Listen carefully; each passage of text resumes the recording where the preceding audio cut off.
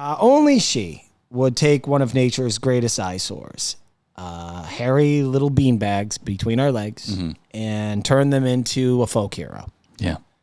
Balls are disgusting, Kermit. Yeah. Everyone knows it. Kermit, the patriarchy is already strong enough. Okay, we don't need our revolting genitalia put on a pedestal. Okay?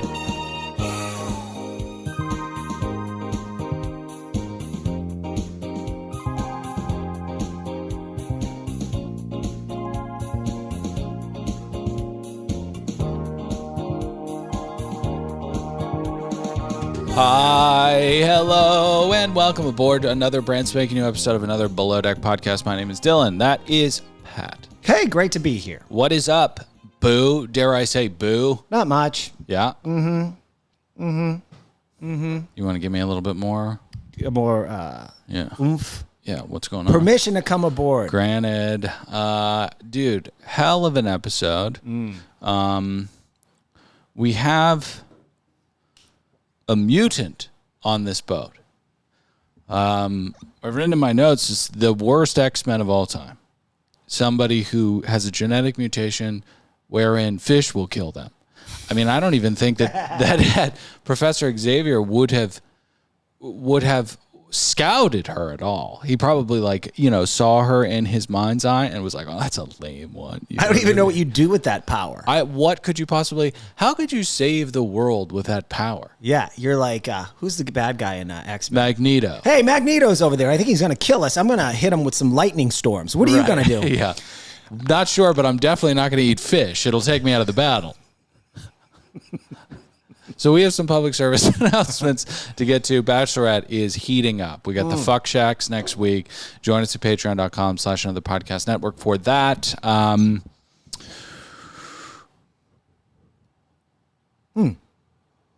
What else are you thinking? What? No, I can't think of anything else. You can't think of anything else? Well, we might be doing a Zapruder breakdown of Bloodsport at patreon.com. Oh, yeah. Well, Dylan in the near convinced future. me. Yeah, we just recorded a PMZ where we have a segment called What the Hell Happened to That Guy? And there's an actor named Don who played a character named Ogre. Right. Nerds! Right. And turns out he was in a movie called Bloodsport that Dylan has a lot of affection for. Yeah, I mean, it's one of my favorite films of all time, JCVD, the Kumite. It's a gauntlet, a proving ground of much more than martial capabilities. It's really a metaphor for life. So, listen, we have an episode of Below Deck to get to. I'm going to give this episode 95 pots. 95 pots. Yeah. I don't have a lot of notes on this episode, Dylan. I'll just admit that right out of the gate. I did enjoy it because, look, the second best thing to having people that I hate on this show is having an escalation of incompetence. And that was on full display here. Yeah. It's a little shot in Freud on my part. I'm not proud of myself. But when I do see someone serve someone a dish of food that could kill them and then be confronted about that, I'm kind of enjoying it. Yeah. I mean, it's an ugly part of our human nature, I think. Sure. Yeah. Couple things with this show. So numbers spiked for us last week. And the numbers spiked for us because people were interested in what the show was doing, that being they had some horrible charter guests on, right? So,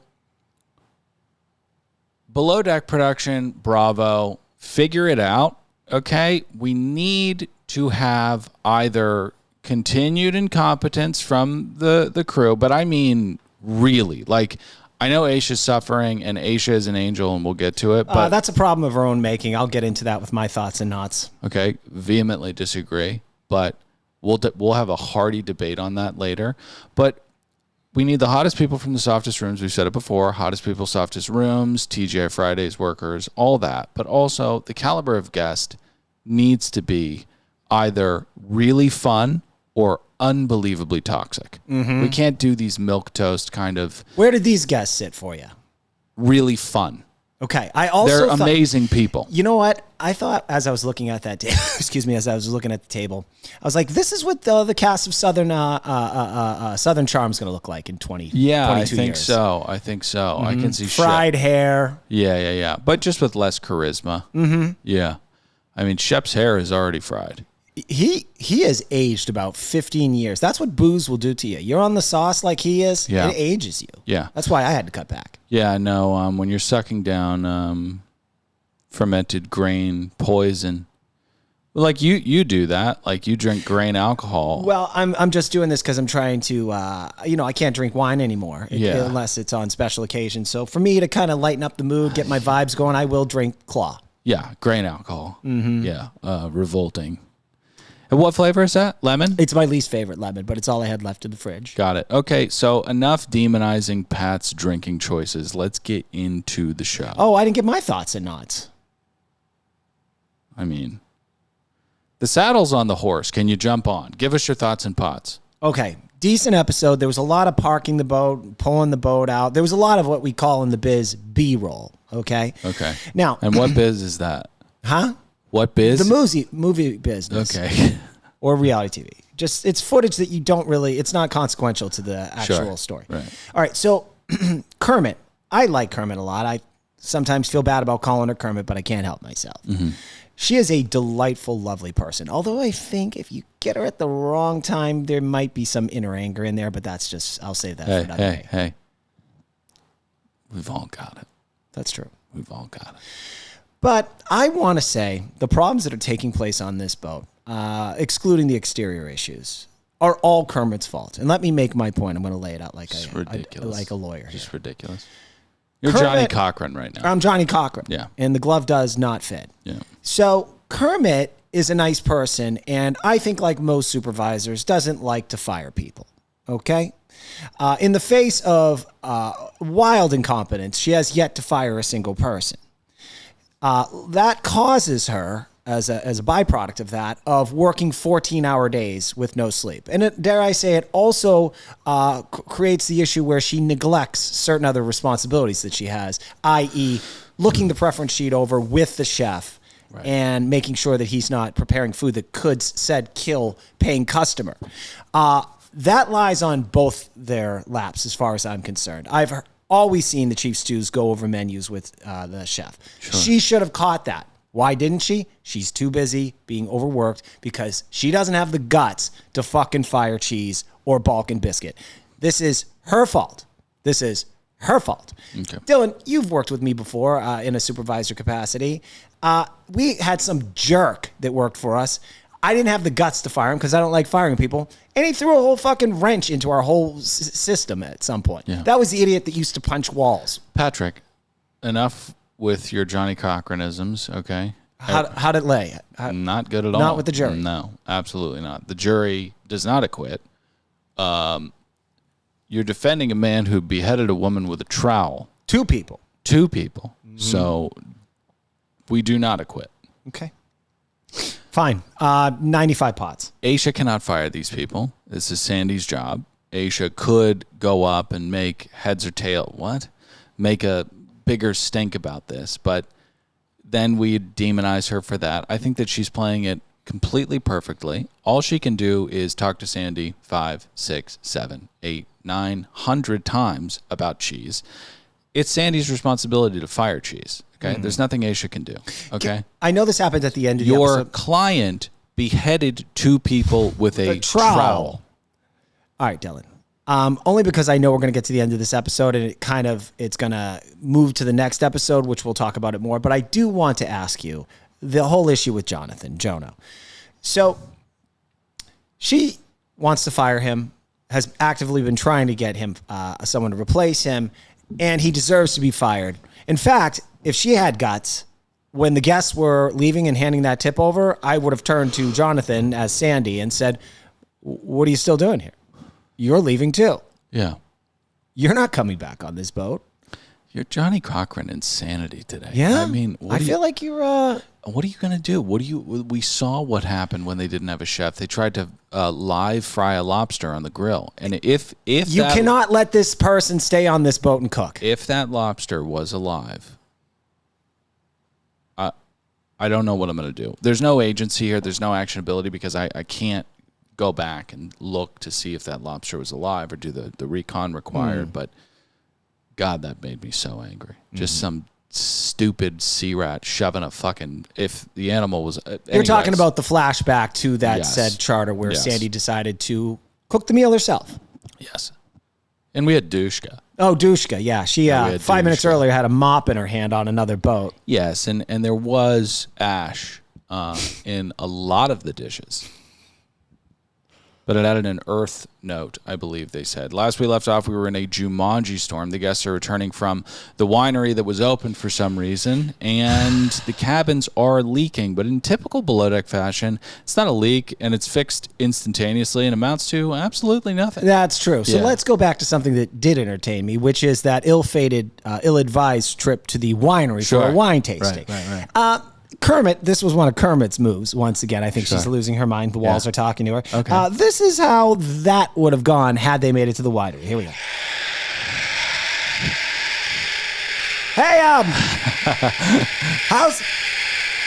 how's the Pinot? Yeah. I don't know, John. The glass blew out of my hand. Yeah. Hey, where's my wife? Oh, she's up in the fucking tree. Yeah. It wouldn't have been good. Who would have thought it was a good idea to put these people in a car? Let me say something about old people. And they Yeah. are of a certain age. I'm old too. That's fine. Old people are scared of things like rain. Sure. Okay? I would have said this is a possibility if you had a bunch of 20-somethings in Oh, there. with the fragility comes fear. Fair enough. You know what I mean? I mean, and we were talking about it the other day. I used to be. I'll bungee jump, no problem. But not anymore. Not doing that. I can't do that stuff anymore either. Not only because I have kids, but I have a nice pool. I want to enjoy that pool. I don't want to die or be in a wheelchair all my life because of a bad bungee jump. Yeah. I mean, how many stories have we heard? Countless. Countless. Trev was, did a little bit too much crystal meth the night before. And your carabiner was not screwed in all the way. And that's why now your dick fell off. It's not a good life at all. You survived the fall. Literally nothing happened to you, but your dick did fall off. Oof, that's like dying. Yeah, I mean, essentially. So, always put the white wine back in the fridge. This is this is one of those things where, I don't know if Ellie was in the heat of the moment, but to leave white wine out for any duration of time is nuts. White wine has to be Chilled. It's like beer, I need, it needs to be a certain temperature. It's just literally not enjoyable. It's undrinkable. You'll suck down a warm beer in a heartbeat. Yeah, but I'm a filthy pig. But I will agree with you. Let me tell you something. Just something like In-N-Out French fries. You don't eat those things in the first 15, 20 minutes once they're out of the fryer later. They're dead. Their dick fell off. It could be dog poop to me, as far as I'm concerned. Right. Yeah. It's that inedible. So Ian tells the gang to clean the cabin so he can take some downtime eating open-faced sandwiches. I don't have a problem with this. He's running around the boat. And being a manager is delegating your work to the underlings. I found this quite the chasm between bosuns on this series. Yeah. You have bosuns that are kind of in the shadows of the show. They just kind of come out and you see glimmers of incompetence. Yeah. And then you have the other bosuns that are sexually assaulting center. people. Yeah, it's such a good point. There's such a chasm between those two archetypes. Mm-hmm. We don't really have anybody in between. We don't. It's either you're a vampire in the shadows, eating open-faced roast beef sandwiches and really not contributing much at all, or you have Gary. Or Ross. Or Eddie. Or some other pigs. Yeah, I mean, Eddie's slamming people up on fucking washing machines. Mm-hmm. It's crazy stuff. Eddie's still pissed. Yeah, he's mad. He's pissed. So Jono has a lot of pressure because he could kill someone this time around. Also, tops of asparagus and whatnot. It's going to be a challenging charter. That's right. Yeah. Now, Aisha, incredible. Plays her role as the winery witch to perfection. The guests are also incredible. She's rapping. She's keeping them entertained. She is a fucking ray.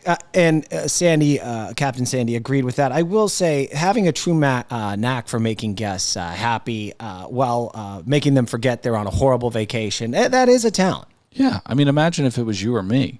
I would not be happy. Well, the first thing I do is... No. I mean, us having to be the winery witch. Oh, I just go hide in my cabin. I climb under a blanket. And then if they came down and said, hey, you got to go back to work, I'm like, I can't go up there. I'd smash a bottle and go, get out of here.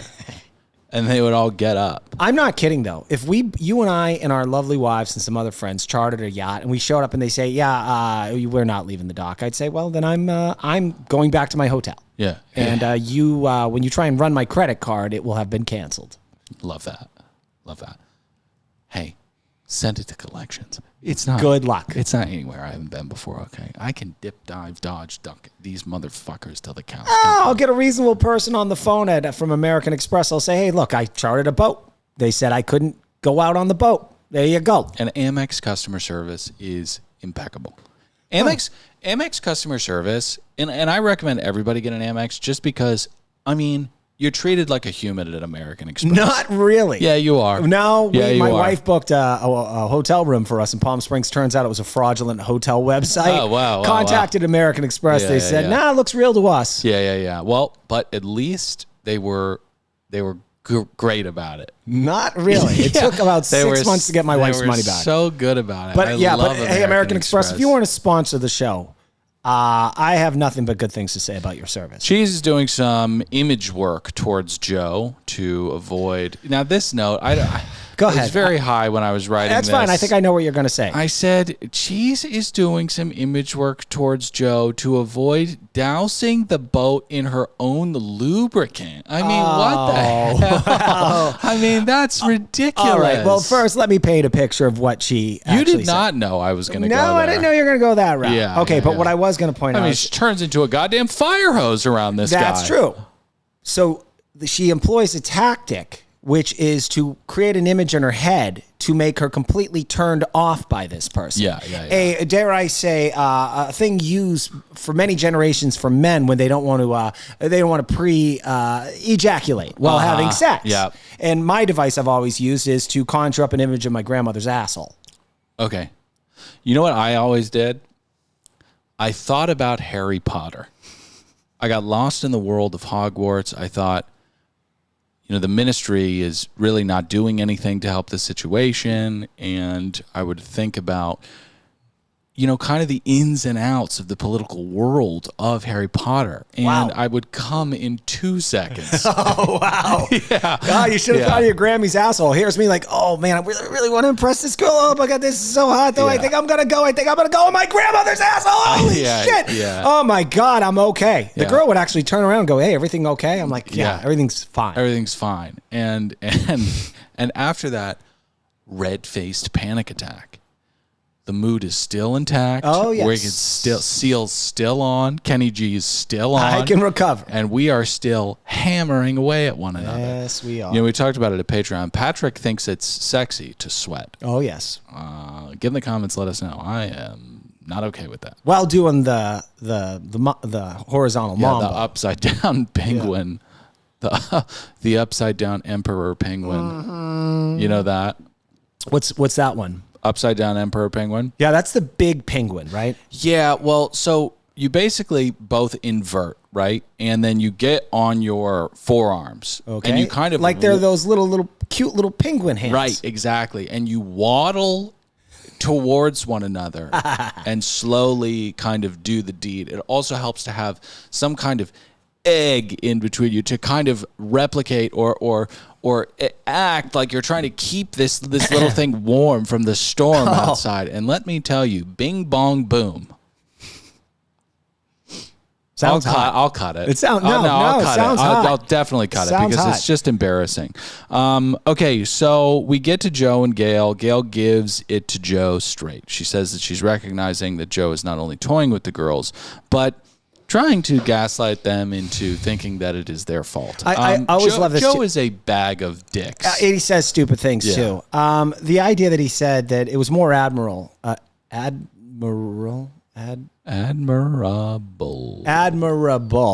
to have gone back to the Balkan Biscuit and say, no, I don't think I want to date with you. That was more brave, I think, he said. No, I mean, this man, lead me into battle. Wow, I see some fancy stripes on your shirt there. What'd you do? Yeah. Well, I told a girl that I had a date with her. I didn't want to go on it with her. Yeah. Whoa.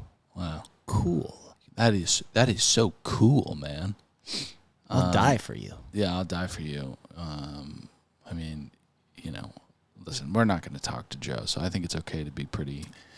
You know, let's just let it go. Oh no, I am, and I'll say this. Fly. So I've talked to Bravo PR. We would need some goddamn sea rats this season, or we're going to start going. We'll go rogue. We'll go rogue. The fans have been here with us many times before.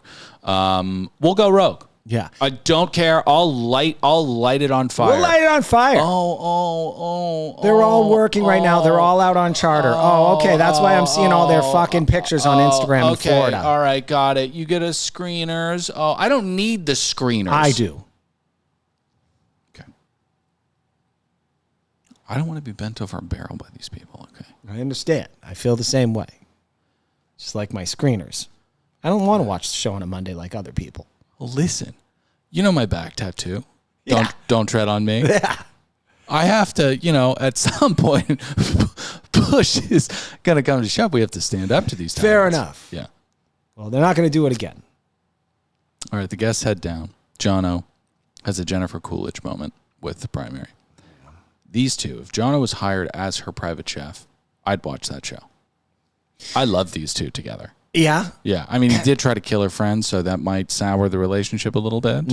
But she is very white. You're referring to drunk Pam making her way down the kitchen. Yeah. Yeah. I didn't think Jonathan's imitation of whatever her face is was that good.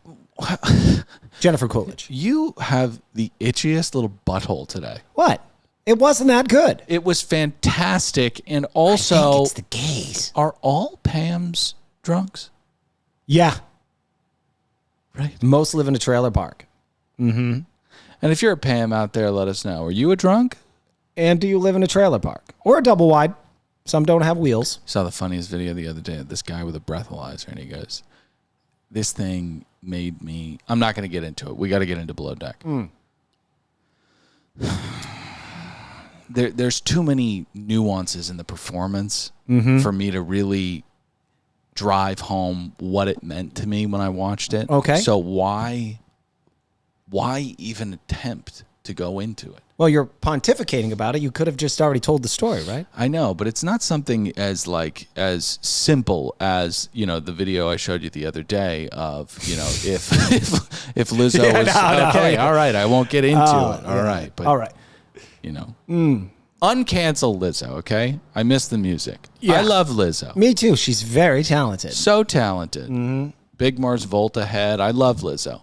So what? She demeaned and sexually assaulted lots of people. Hey, lots of people have done that, Right, exactly. Kind of comes with the territory of having a place with power. Yeah, exactly. And what are we going to do? I thought that people who filled out the entire bingo chart of the new world, plus size, powerful black flutist, I thought they could do whatever the fuck they wanted. I did too. So did she. So uncancel Lizzo. Hashtag it. Yeah. Okay. Lizzo, cut a check real quick so you can come back out. Seriously, Okay? I mean, let's settle.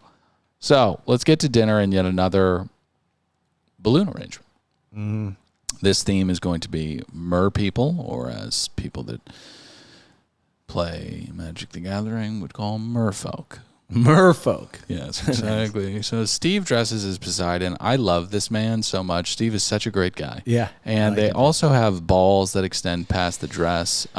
They're so fun and they're so fucked up, especially Pam. They are trashed out of their minds, which I'd argue. I'm actually shocked that one charter guest even realized that she might be eating something that could kill her. That's how trash they were. Yeah. And I love the kind of drunk that Pam is. Pam is one of those. She's me. That's kind of drunk I am. No, not at all. You turn into Kim Cattrall like that. And I love it. It's sassy. It's mean. It's insane. But it's fun. She turns into one of the pillars at Stonehenge, right? So she just sits there and is completely mummified. That's fine with me. Be drunk by yourself every once in a while. You'll burp up some words. What I can't stand is the scarecrows. The people that start, hanging on to people. Yeah. It's like, how are you this alert right now? Please go to sleep. Drunk the Bob the Gay Dwarf, my buddy. Yeah. He used to former friend and now enemy. He's still a friend. He wished me happy birthday this year. He's living in Florida. Okay. He used to get like that when we go out to the bars. And so we just carry him out and lay him in the back seat of one of our cars. Yeah. Because he's a little guy. Yep. So it doesn't take a lot of alcohol to get him trashed. Yeah. Good threat to that guy is You just say we're going to put you in the stroller if you act up. No, I tell him that. Yeah. I mean, we brought the stroller. It's collapsible. If you act a fool, we're putting you in the stroller. He'd also get pretty handsy too. A lot of people, it was dark in those bars. They didn't know that it was a 50-year-old man. Yeah, I thought it was a little kid grabbing their ass. If somebody comes, if you're at a bar and you get duck-billed, right? You know, somebody fucking duck-bills you. You look around, right? But the crime was committed below the line of sight, and so it's very confusing. And Bob the Gay Dwarf knew that, and he harnessed it. Yes, he did. It's not cool. That's really, really not cool. I had to speak with him many times. What did Uncle Ben say when he was dying and spitting all over the place? With great power comes great responsibility. All right, so balls. This was so on point with character of Kermit. Yep. Only she would take one of nature's greatest eyesores, hairy little beanbags between our legs, and turn them into a folk hero. Yeah. Balls are disgusting, Kermit. Yeah. Everyone knows it. Kermit, the patriarchy is already strong enough. Okay? We don't need our revolting genitalia put on a pedestal. Okay? But it is, I mean, I'm happy for her and I'm happy for Scott. I mean, that's probably a lot of fun. Yeah, I guess so. Well, maybe she'll even enjoy, because with balls, they get older, they start making their way down to the floor. Yeah, I mean, we've talked about it many times. I mean, you can shit on them. Yeah. Yeah. Or eventually, if they get wet, it's like you follow behind them. It's like a snail just walked on the floor, That's Yes. how low they get. Yeah. It's pretty grotesque. I I hope I die before they reach that length. Well, you can just get a sack tuck. I'm going to have mine cut off. Cut off, huh? Yeah, what do I need them for? Wow.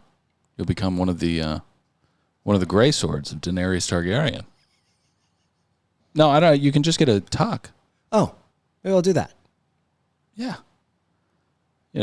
They just kind of take the eastern fold, the southeastern fold, and bring it up and staple it to your taint. I think that's how it works. I don't even think they use medical equipment. I think they just use a stapler.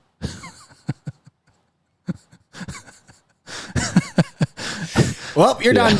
Yeah. Oh. Ow! Can I get some drugs, please? No, the whole fentanyl problem. Here's 2 Advil. Really? There's a staple in my tape. My dear father-in-law took a spill in San Luis Obispo. Severely hurt himself. When was this? Last weekend when the bat attacked. Okay. You can also hear that story of the bat attacking us in an Airbnb at patreon.com/another podcast network. The doctor give him some water. Gave him some Gatorade Zero. He said, this helps with pain for me. No, they gave him naproxen. And it's like, this is why the Sacklers need to be killed. Not only did they kill a lot of people, but they also ruined the party. They ruined it for everybody. I was a responsible drug addict, okay? Yeah. And, I got a real issue with it's taking place now. I can't get any drugs. And I've been writing to the people who are trying to prosecute the Sacklers. Hey, you're doing this death thing. You're doing this death thing. Can you talk about how the party's over? Maybe play the heartstrings of people a little bit, All right, so we have to get to dinner, but before we get to dinner, we've got this lost black dress. We'll get into Cheese later. Cheese is Marcus right now. ABC's The Bachelorette season 21's Marcus. Oh, right. I'm over it. I'm here. I hear you. It's like, can we take Cheese, throw her off the boat, and just stick Ellie in laundry? It'll be great. Yeah. Ellie will throw a shit fit. Joe will throw. Well, Joe won't care. No. At all. Got rid of his problem. But I mean, at one point, are we going to just circumvent the HR process here and just throw Cheese into the ocean? I couldn't agree more. So, Aisha confronts her about the dress. She says, just wear a black shirt. This is where I will concede a little bit of the rope to you. Lest I be pulled straight into the muck that sits between us. And I do want to point this out, Dill. After she's informed that Jonathan almost killed the charter guest, if you noticed, her ire turned up to 11 with her 2 stews, which is where it should have been. Yeah. Pre this. I think you're coming around to my my take here. Yeah, just wear a black shirt. What? Throw her overboard. This is absolutely insane. So let's get to the first course, tuna carpaccio. Turns out that we have, God, what would her name be? Carpaccio. That would be her X-Men name. I mean, it's the worst X-Men of all time. I like it. Yeah. Now, Dill, I have to ask you this. As that dish was laid before the paying guests, what were your thoughts on it aside from it possibly killing a paying customer? Well, obviously a sloppy cut, right? That's what I thought. Obviously a sloppy, floppy, lopsided cut. Jono says that when you put lime on it, it cooks it. Jono, you, me, and everyone worth their weight in culinary salt knows that this is not a ceviche. This fish has not sat in citrus long enough for it to be cooked. It looked like it barely had any seasoning on top of it. And mandarin oranges is Dorsia. So let's not put any kind of, even if it is a supreme, I don't want it on the plate. It's just tacky. Now, did he lose some points from you for that lackluster excuse for that dish? Yeah. And because that seemed pretty pathetic to me. Yeah. Lime, while it being acidic, does not, I think, cook the flesh of a fish. Quasi cooks the flesh of a fish if it's prepared in, a kind of leche de tigre manner where the fish is stewing in it for a given amount of time. Now, you go to Peru, they're not going to let the fish sit in the citrus for that long, and that's why it's still pretty much raw. But it's kind of a, listen, it's a Johnny Cochran defense. It is. It's a Johnny Cochran defense. Well, all right, so I guess we're kind of jumping around here. So the charter guest, what's her X-Men name? Calamari? Carpaccio. Carpaccio. No? Carpaccio. You did it again. Carpaccio. And again. I can't say that word. Carpaccio. I'm going to call her calamari. She reports that she can't eat this, and this is right around where Sandy's sniffing around. Yeah. She loves to come up to that table right as they're taking their first spoonful of whatever their slop they're putting out that night. Yeah, sloppy, floppy fish. How's dinner? Yeah. Wildly inappropriate. Well, I don't think so. I think she's checking on. We're very adversarial tonight, and I recognize that. But she's just checking on how things are going. When they've eaten their last spoonful of ice cream from dessert. Well, pop out then and say, "How was dinner?" If that had happened, Carpaccio would not be around to fight Magneto. She'd be dead. Fair enough. Because of the iron overload. Now, if I ever got to talk to Sandy, that would actually be like that would be a more badass name. Overload. I like that component Overload. of her superpower. Yeah. Overload. I like that. Overload. And then also, she can manifest iron. You know what I mean? She can melt steel beams in buildings. But she can't, though. She just dies if she eats fish. Right. Yeah. And it would be such false advertising to call her Overload, because you'd see this woman and you'd be like, wow, she must do something badass. Nope. It's just if she eats raw fish, she dies. That's right. Yeah. Well, I have to tell you this. We got to talk to Captain Carey. You should listen to our interview with him. Hey, Dill, on the Patreon, did we leave in the interview that Captain Carey did with him? Yeah. Oh, we were allowed that. Okay. Yeah.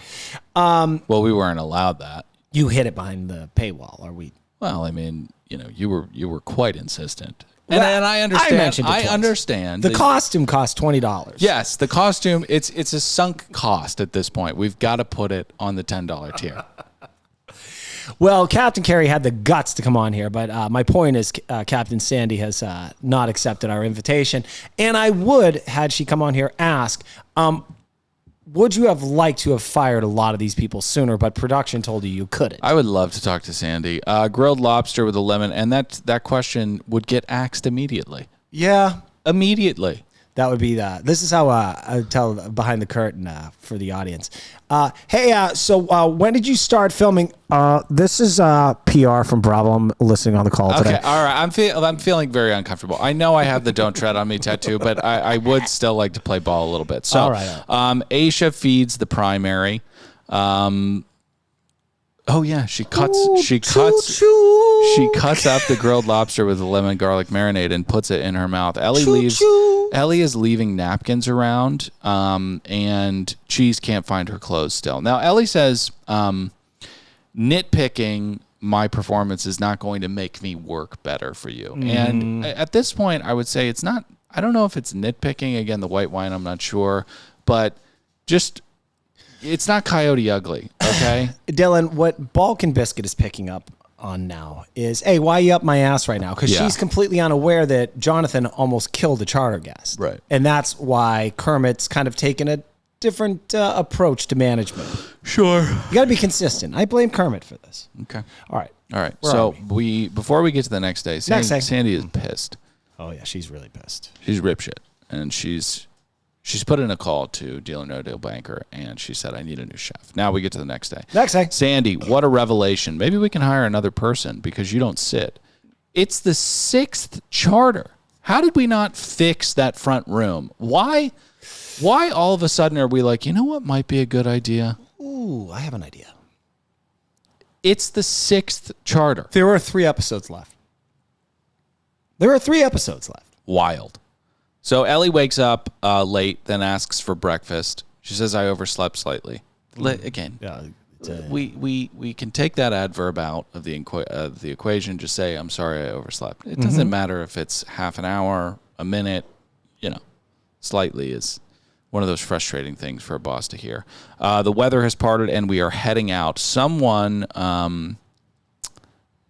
infighting has transpired between the two teams, kind of. Interior is more like Aisha dealing with the bad news bears. But for the exterior, Joe and Gail are going at it. Now, Joe is an idiot and doesn't like to be corrected by a woman in front of the guests. And Joe's pissed about the corrections because he's lead deckhand. Mm-hmm. Now, Groucho, that's a fake title. We all know it's a fake title. So, you can say how dare you not respect my authority, but you have no authority, okay? Except for that lead deckhand. But it's fake. It is fake. And the Lord of the Flies has gone through their processes, and we now see the facade of the hierarchical title. It doesn't exist. It's not real. You're just a former fatty and former homeless person, as far as I'm concerned. In a car. Yeah, that's it.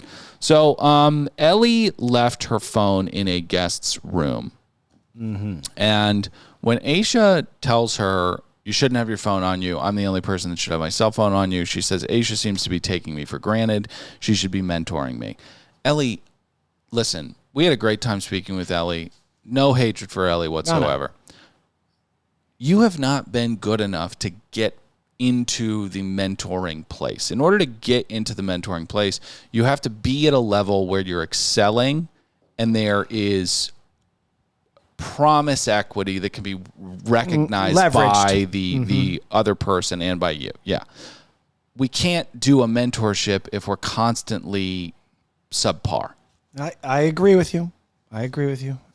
So sorry if that's harsh, but Joe's a bag of dicks. So we swim around a little bit and get to Cheese losing yet another shirt, and now we have Joe running interference for Cheese. Well, you appreciate this. Come on, you're not going to throw. I don't appreciate it if he's shitting on Gail for getting preferential treatment from Nathan. That's what pisses me off. I hear you. If he's going to bitch about Gail getting treated like a princess and then immediately go down and treat Cheese like a princess, it's hypocrisy. I hear you. But also, Gail's not on the chopping block. Cheese is. Yeah, I mean it's a good point. But Cheese should be on the chopping block because at this point, I'm ready to crown her the worst stew we've ever had. Maybe not the worst, the one who's allowed to have stayed the longest despite the incompetence. Which, if we walk that out philosophically, I think does make her the worst because we've had bad stews before. Well, we had Missy Illicit. We had Millie Illicit. She drank during the day. Bad, but she got fired. No one has been allowed to be this bad, this consistently, for this long, ever on the show. I've never seen it before. Sorry if I have my pitchforks out for Cheese, but I'm just so annoyed at this point. It's boring. I agree. It's time for her to go and welcome in the new. Gail brings the sweet out of Nathan. Super sweet guy, but also he said, fuck that guy. That's true. So let's get to dinner. An anniversary dinner. Fireworks go off. This is an awesome vacation for these people. Yeah. They got to spend a fun day on the boat thanks to Aisha. Got drunk. Almost died.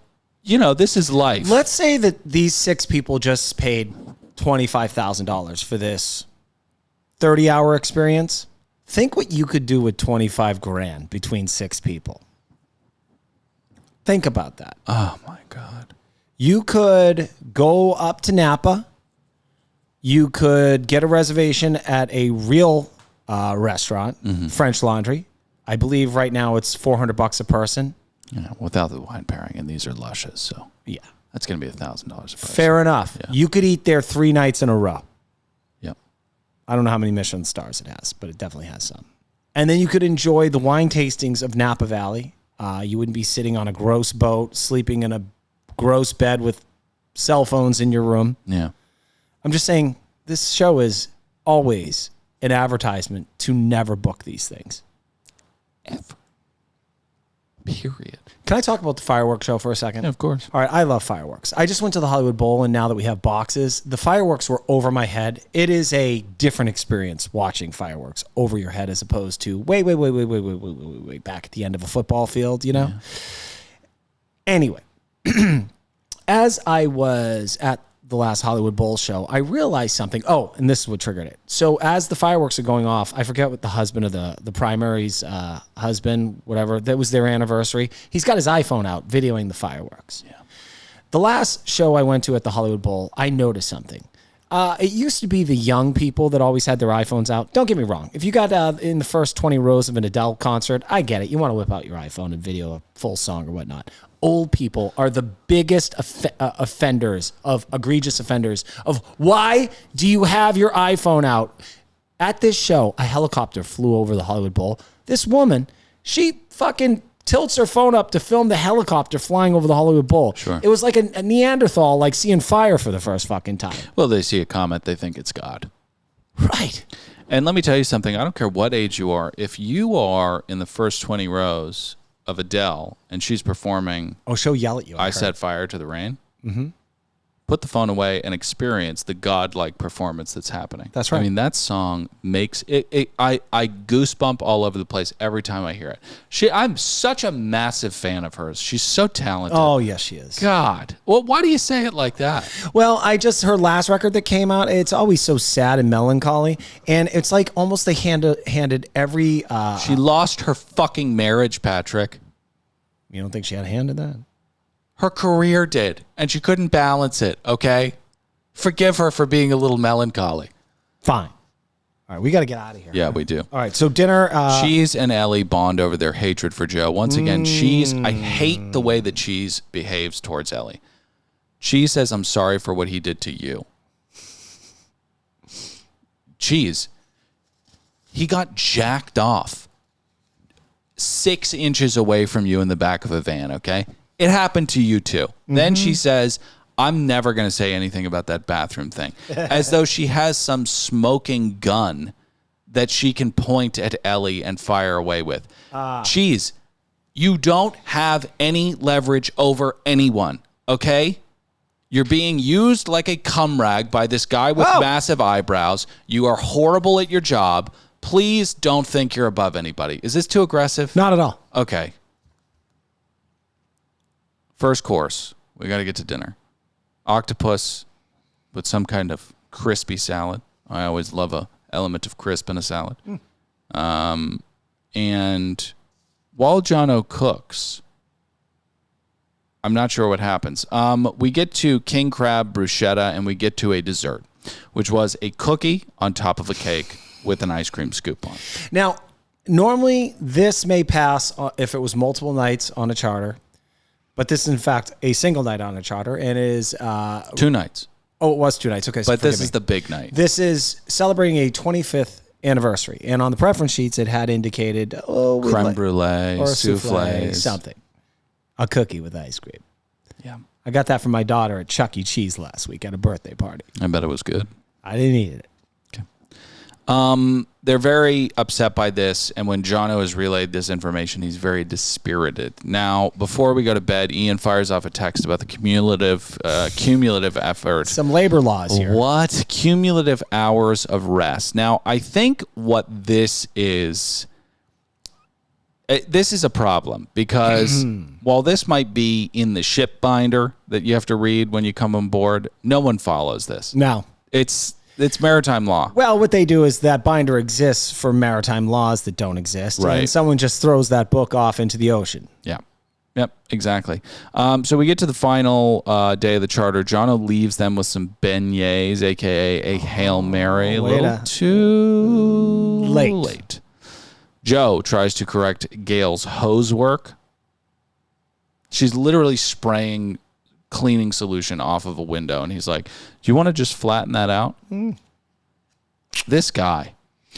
He says he's going to shine while Ian's resting. He's quietly a very annoying guy. And then the best part of the show happens, unless you have something else here, Dylan, which is Jono to the bridge, please. Jono to the bridge, please. Now, Aisha drops a little bit of a dime on Jono. Oh, I forgot about that. And it's about how much dessert sucks. This is, I don't know, this is kind of necessary, but Aisha does it in a... It's her job to do it. It's her job to do it. We have a conversation with him about his performance, and right before that, we get a text. From Norma. She doesn't have a chef for her. Doesn't have a chef. And then we get a look back at that pathetic idiot Matt. Oh, boy, the text is going back and forth with that guy. Oh, my God. He's happy now. I'm happy Yeah, for him. me too. Boat carpet guys come. That's a niche, huh? My God. And then we get to the tip meeting. $25,000. Sandy finally fixed the front cabin, so we're getting a new stew. Slimeball Joe is obviously happy. Ellie is obviously seething, and Aisha does not give a shit. Everybody get in the comments. 5 stars, kind words. We love you very much. Join us at Patreon. Until next week, I'm Dylan saying goodbye. Pat! Later, dudes!